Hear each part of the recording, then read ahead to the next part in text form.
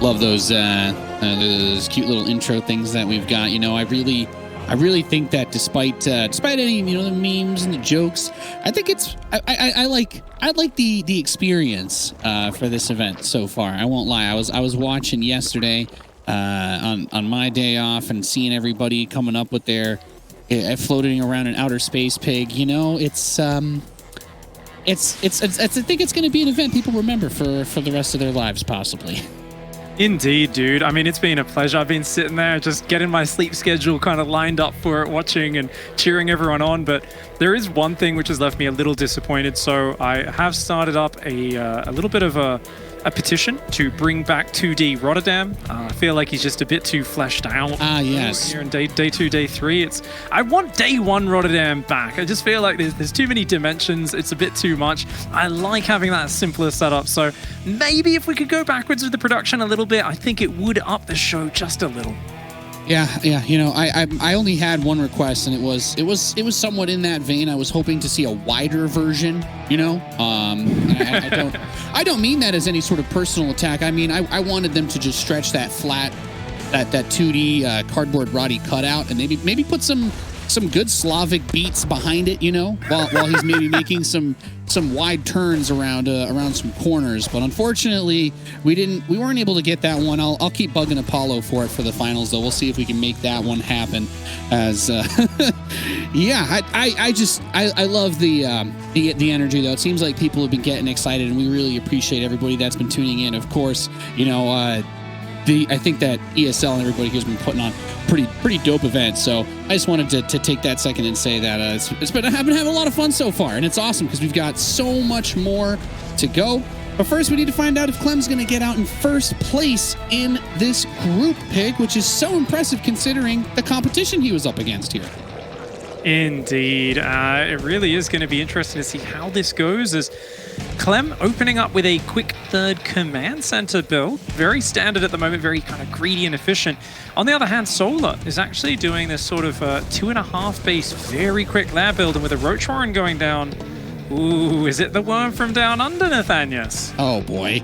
Oh, Pig, you know, when you say it like that, I just get, you know, I get real creeped out, and I'm scared now. I'm scared. I'm holding my hands in front of myself. I see the layers done. There it is.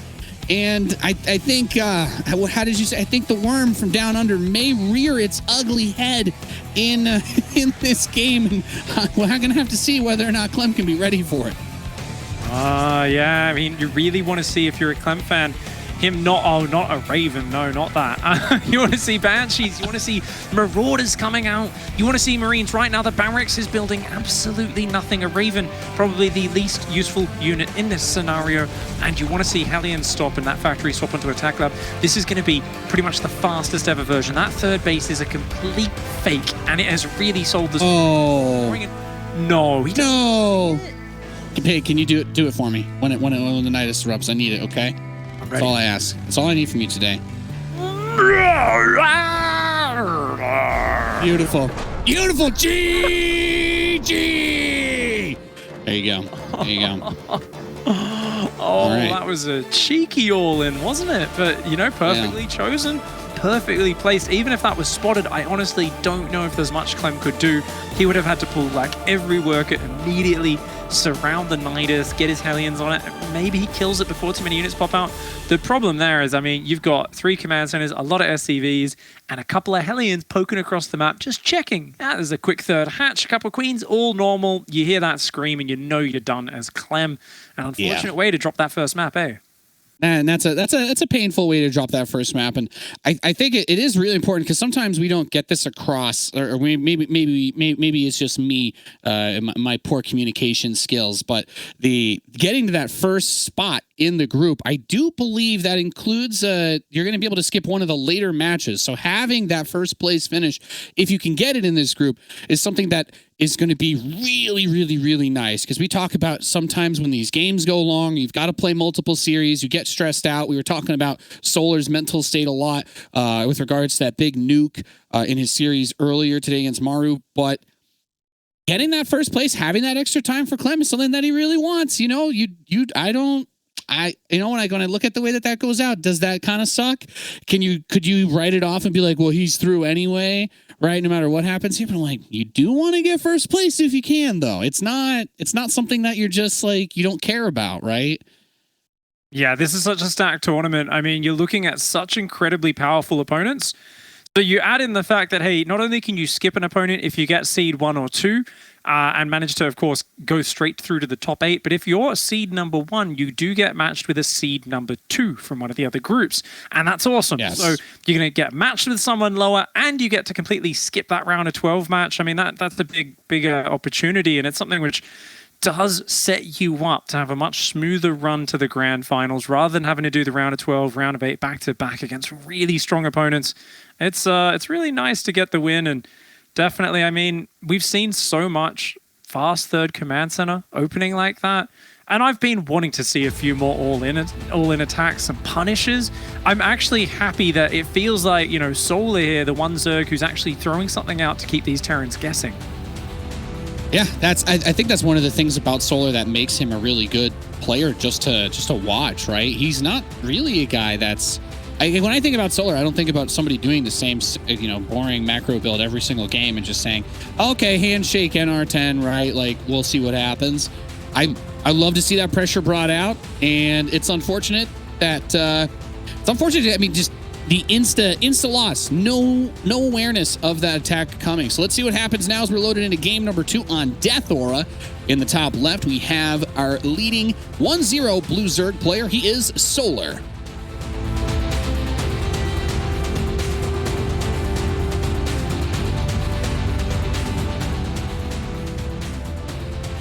And of course, his opponent down here in the bottom right-hand side of the map in the red, representing Team Liquid.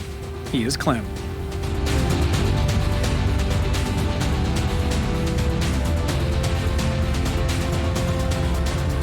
Yeah. I think he's definitely feeling a bit more thumbs down than thumbs up after that. Yeah, I was gonna say. I'm like, you know, there's some reasoning applied on the production side that in the first game they show the pre-recorded one, and then the second game they're like, oh, okay, no. If there's some salt here, we want to harvest that. You know what I mean? That's that's as valuable as unobtainium, right? Getting to see the face reaction of the player going into or out of a game with that look on his face. I mean, the Solars will be remembered forever for different reasons, right? From that earlier series, and you can tell Clem, he's a little bit more in the serious mode here. But that's also one of those things where it's just like where are they going to try to put it on that map, right? So at least from Clem's perspective, there's a little bit of, okay, you got me there, but now, yeah, I'll be a little more cautious in game 2. But I think if I get to play my normal greedy macro game like I want to, I should be able to still win this. Indeed. Definitely going to be looking to have a few more little bits of safety built in, and it's something which is really cool because you can sometimes look at a player and say, well, this just seems unstoppable, but there's always weakness in StarCraft. Any build that's like a good macro build, a good economic build, usually has something that it's blind to, that it's, you know, the player's kind of counting out, right? Where that last game, it was like, well, Hellions will poke around the front, they'll have a little poke. Oh, yeah, you got a third base, bam. You weren't really diving for the committed scouting. Whereas you'll often see players do something like dive a Reaper into the main if they know this is a threat, run it around at about 4 minutes, and double check exactly what is going on. You know, hey, if you got a fast Roach Warren, fast Baneling Nest, why are there no drones building? Why is your lair finished already and a Nidus Worm starting? You literally need maybe like 20 seconds, not even that, to prepare for that, and you're okay as the Terran. Because if you get your wall up, get like a siege tank out, even if you just know the Nidus Worm is coming, they have to pop it outside your base rather than inside, which buys you a lot of time, and all you've got is slow roaches and queens coming in. So it's something which you definitely can manage to deal with. So we'll see exactly how much more safety and scouting Clem adds in. Comes in, gets a nice Spore Trick, and just tickling these units as always. The Reaper tax has to be paid. Yes. Yes, indeed. And I was gonna say to your point as well that maybe Clem will go for a build that gives him a little more wildcard flexibility than the Raven opening, right? Because Ravens are great for a couple obvious reasons versus Zerg, especially with the creep tumor, right, being a light unit now, that Hellions just absolutely obliterate them. So building that Raven's not as hard of an investment because it's easier to clear creep in the early game stage with it. But the downside, as you pointed out, was that being able to drop an auto turret does not a Nidus Worm deal with, right? So those are all the kinds of things that can just get in your head a little bit, and maybe we'll see him go with the fast Viking or the Banshee this time around. Could still go for the Raven, but if you're going to do that 2 games in a row, please, for the love of God, build a depot in the corner of your main. No blind spots. There is a blind spot, and the fact that he hasn't already rushed something over there, there isn't a Nidus coming, but you know, it's kind of in the implication. Indeed, Nathanius. Well, you know what? Aggression begets aggression, and that's exactly what's on Clem's mind this game, as he is going to be going for a Marauder Hellbat attack. A Viking is on the way, a Medevac will follow it up, concussive shells, and a second Marauder starts up here, and Clem's supply depot finishing perfectly in time so he can start up another Medevac and more Hellions. Armory goes down in the back. This is looking, of course, for the Vikings to deny scouting, the Hellions to rally across. It's a very hard push, and Solar would want to have a Baneling nest started by about now if he wanted to deal. He's going double Evo Chamber. Ooh. First build order against this. Solar trying to be greedy, and I think Clem's going to catch him out. Solar's going to need to have really good queen control. He's going to need to try and spread them backwards when this Medevac comes in and try to focus down the Medevac so it can't heal those Hellbats.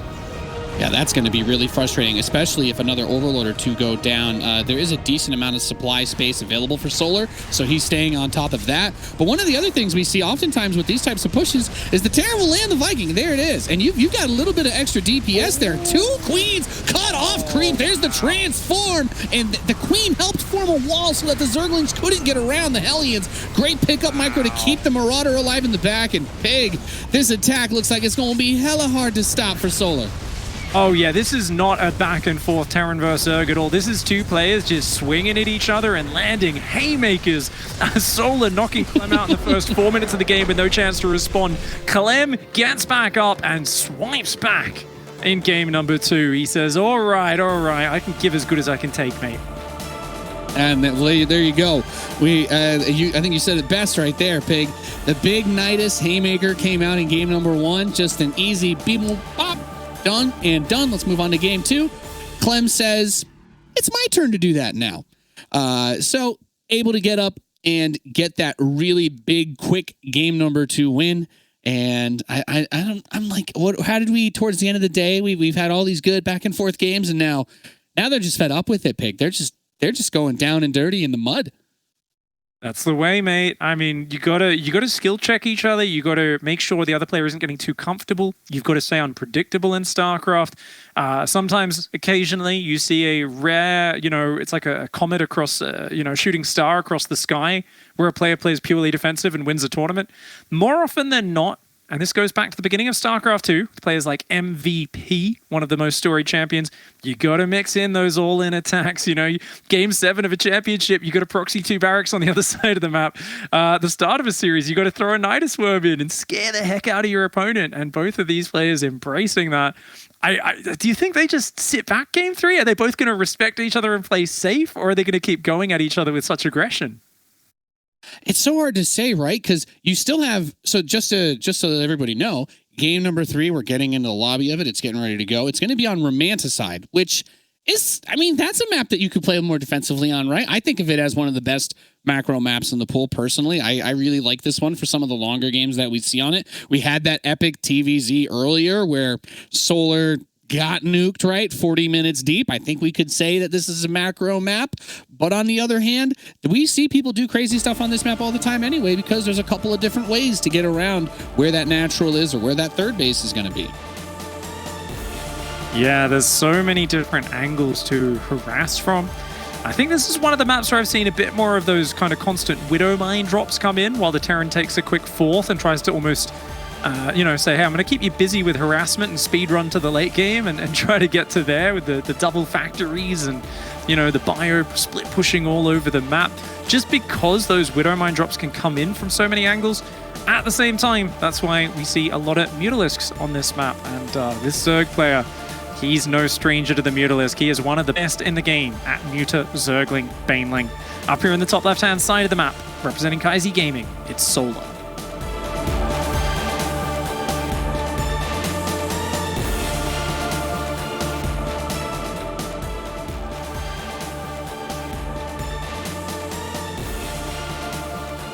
And his opponent, spawning in the southeast position as the red Terran player, representing Team Liquid, he is Clem.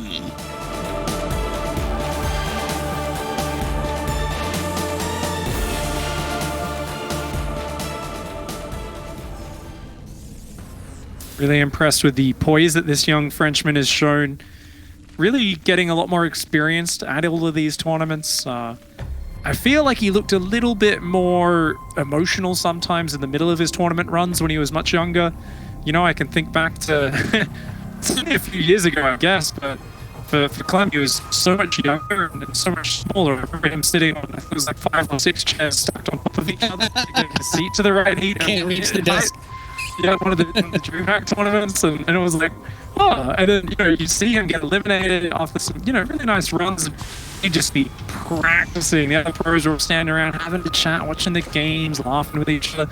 Clem is just there getting so many ladder games in the practice area of those tournaments. It was like, oh, okay, this is like another level of dedication and that focus. He'd just constantly be trying to just grind his way through. Yeah, just being able to follow Clem's progression over the years has been one of the most exciting parts about being a fan of StarCraft, I think. And another big part of that, at least for me personally, was being able to see, you know, we finally had a non-Korean Terran win something big for, like, you know, winning a premier tournament since, what, Euthermal did it at IEM Shanghai 5-6 years ago now. So I think Clem is kind of also just that torchbearer. He's that inspiration for everybody out there, because, you know, us salty Terrans haven't had a lot of people to cheer for outside of Korea for a really long time. But Clem has picked up that torch, and if you're a Terran player, if you're a fan of StarCraft, I don't know how you can't be a fan of Clem. He's a nice guy. His interview answers are always top notch. His gameplay is top notch, and honestly, I think him being a part of this scene elevates the StarCraft level of competitiveness by a league of its own. Just having a foreign Terran that can compete on that level with all of these big shot Koreans and Serals and Rainers and whatnot. Yeah, there was a little bit of doubt, right? There were people saying, well, Raynor's come up, Serral before him. There's Serral, Raynor. There's a few other players to kind of poke their way forwards. Obviously, we had like kind of Goblin and Skillus. We've had Max recently, and people were like, you know, well, are we going to get another new Terran player rising up out of these youth? And eyes were on Clem for a few years, but they were kind of on Clem the same time they were on Raynor. But it took an extra year or so, really, for it to actualize and Clem to start getting these results and to ramp up and build, and now in the last 6 months, 9 months, suddenly he is an absolute monster. He is here leading Group A, what many have grouped the Group of Death amongst a whole bunch of groups of death. How do you It's IEM Katowice, right? Like, that's all of the groups are groups of death, but I couldn't agree with you anymore. I thought going into it that Group A was going to be one of the most stacked, especially with, you know, you go any group with Maru and you're like, oh my god, I don't want to have to play against him. But, you know, Maru wasn't quite as bulletproof as normal, right? Beyond's back, but the hands not quite there in the same level or way that we expect. And then, I mean, I like TY. For me, he's a bit of a Mr. Consistency kind of guy. But seeing Clem being able to stand shoulder to shoulder with those players, like years from now when people are looking at, you know, they're talking about StarCraft history. People are looking up old tournaments and be like, yeah, I remember that group where Clem was like, man, I mean, potentially now still, of course, we're still figuring this out, but potentially on top of a group with some of the best Terrans who've ever played the game, you know, in that group with him. And that's really something special. Yeah, I mean, keep in mind, the only series he dropped to Maru, for anyone who didn't catch that series, it really was Clem, especially in that second game, in the lead. He was all over it. He just ran into the same problem that aggressive Terrans like Leon and Clem run into, where Maru doesn't crumble to Marines. He's like so good at defending in TVT that, you know, you've got to be very technical to finish him off, and Clem didn't quite have that late game technicality, same thing that Beyond ran into earlier today. But I guess to refocus on this series, it was a bit safer from both players. Clem here is third command center, but he's gone the quick second barrack, so he's got this kind of fast marine timing following it up. It's like the 3cc 211 variety where you can join some Hellions with it. On the other side, Solar's gone for a quick Baneling nest and only a single Evo chamber, so they're both kind of respecting each other, playing forwards, and I think the next few engagements, they've both got, you know, quite a few tools to deal with each other. So it really is going to see like who can poke and prod and just find a little bit of weakness. I don't think there's any big openings, and it's really about just navigating the next few minutes and building towards the next stage. Yeah, and that's kind of TVZ early mid-game stage in a nutshell, right? It's getting on the map with those Marines, trying to be aggressive, but recognizing you're probably not going to be able to do game-winning damage unless your opponent really, really, really screws up, or they were crazy greedy, like no Baneling nest or anything. But that's not the case, as you were talking about. We've got a lot more of a normal type setup. That lair is still pretty fast. Like the Baneling speed is going to be very well timed. Like it's not something that he's going to be hurting for in this series, but he did squeeze in that one evolution chamber a little bit faster too. When that Carapace kicks in, that's going to help with the durability on the Queens. Obviously, that's going to help with the Lings and Banes and target firing or any other normal sort of fight. But the more important thing to have for that, right, it's got to be that Baneling speed, and it's almost done. But Clem is on the way. Yeah, this is an interesting fourth base location that Solar's gone for in the north of the map. Clem is working forward a Zergling drop, getting ready to be a Baneling drop on the right side. It's going to be a counter-attack for Solar, but it's not the most important thing right now. For him, it's about defending this attack. The tank on the high ground, that is such a deadly position. And Solar appreciates and respects how impossible it is to dislodge a tank from there. Immediately cancels the hatch and is like, no, I'll go take the other base. That's fine. I'm not going to fight you there. I know that's a losing battle. And I really like that mature decision for Solar. His Bane speed's now done. He's continuing his upgrades. And Clem has to rotate his army so far through creep to get over. Uh-oh. Upgrade complete. Yeah, a little Bane rain coming towards that mineral line. You're talking about Baneling speed finishing. Unfortunately, that doesn't get micro, but neither does the army of Clem. So the Banelings don't kill anything in Clem's base, but while he was saving his units, his army died. Oh, Pig, that one's going to hurt in the morning. Dude, it was a distraction drop. I mean, obviously he wanted it to do damage, but it worked out for him anyway, because Clem just was like, oh, micro at home, make sure I don't get hit by these Banelings. Looks back at the front, and his army just got surrounded and absolutely blasted through, and oh, that's very useful. That Overlord just came in and saw no gases on the third, and a couple of barracks with no add-ons. So Solar immediately should realize, okay, this is going to be very strong frontal pushes coming out of you. You know, there could be a lot of units just barreling through the center of this map. I'm going to need to build a ton of Zergling Baneling and really be prepared to just, you know, defend through the middle. He's taking a fifth on the left side of the map. He's going to work towards the lurk attack. But Solar, he has done an amazing job. He's got an awesome economy, great creep spread, and once again, I mean, I feel like he's done it against every single Terran he's played in this tournament so far. He gets control of the mid-game and looks to be in a dominant position once he gets there. Yeah, Pig. I mean, well, let's look at it. We're on Romanticide. We've got a TVZ. Solar is the Zerg. You and I are casting. I mean, it's a recipe for a 40-minute game that ends in disaster, right?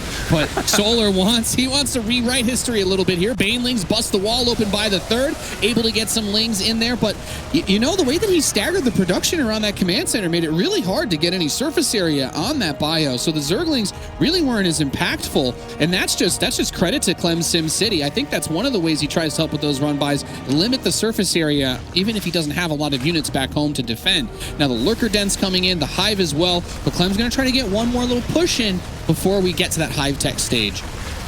Yeah, he's got a lot of bio here, but that's a ton of Banelings, an absolute sea of Zerg just washing forwards. These tanks go pretty far back, though. The bio spreading off creep. Can he take out all these Banelings? There's just so many of them. All of the siege tanks go down.